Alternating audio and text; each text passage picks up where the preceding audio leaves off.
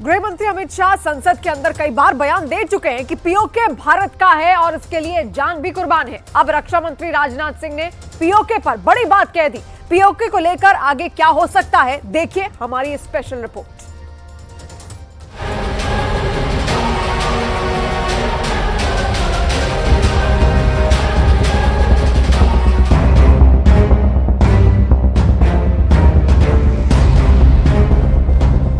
प्रधानमंत्री मोदी के नेतृत्व में भारत की सरकार ने पिछले 10 सालों में जटिल से जटिल पुराने मुद्दों का समाधान कर दिया है।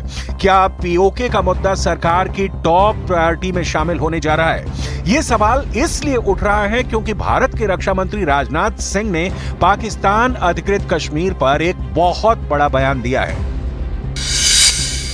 रक्षा मंत्री राजनाथ सिंह ने कहा है कि भारत पाकिस्तान के कब्जे वाले कश्मीर पर अपना दावा कभी नहीं छोड़ेगा, लेकिन इस पर बलपूर्वक कब्जा करने की आवश्यकता नहीं पड़ेगी, क्योंकि इसके लोग कश्मीर में विकास को देखने के बाद स्वयं भारत का हिस्सा बनना चाहेंगे।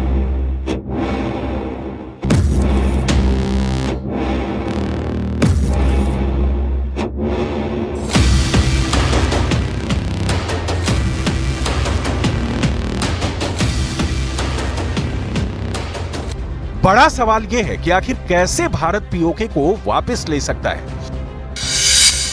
पीओके वापस लेने के दो तरीके हैं। पहला जनमत संग्रह और दूसरा युद्ध। पीओके के अंदर जिस तरह लगातार विरोध प्रदर्शन हो रहे हैं, पाकिस्तान सरकार के विरोध में हंगामे हो रहे हैं, भारत पीओके में जनमत संग्रह की मांग कर सकता है। पीओके वापस लेने का दूसरा तरीका है युद्ध। नियंत्रण रेखा पार करके भारतीय सेना आसानी से पीओके पर कब्जा स्थापित कर सकती है।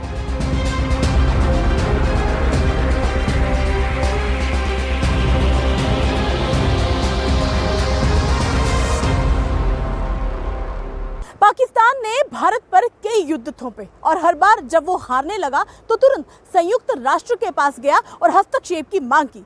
कारगिल युद्ध के वक्त भी जब तत्कालीन अमेरिकी राष्ट्रपति बिल क्लिंटन ने हस्तक्षेप किया तो युद्ध थम गया और पीओके वापस नहीं ले सके। POK has never been out of this country. It is part of this country. There is a resolution. I remind you, there is a resolution of the Indian Parliament that POK is very much a part of India. ऐतिहासिक दस्तावेज भी भारत का पक्ष काफी मजबूत बनाते हैं। 26 अक्टूबर 1947 को जम्मू कश्मीर के राजा हरि सिंह ने विलय पत्र पर समझौता किया था।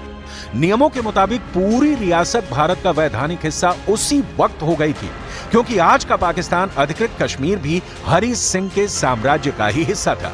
लेकिन 22 अक्टूबर 1947 को पाकिस्तान ने जम्मू कश्मीर हासिल करने के लिए भारत के खिलाफ युद्ध छेड़ दिया।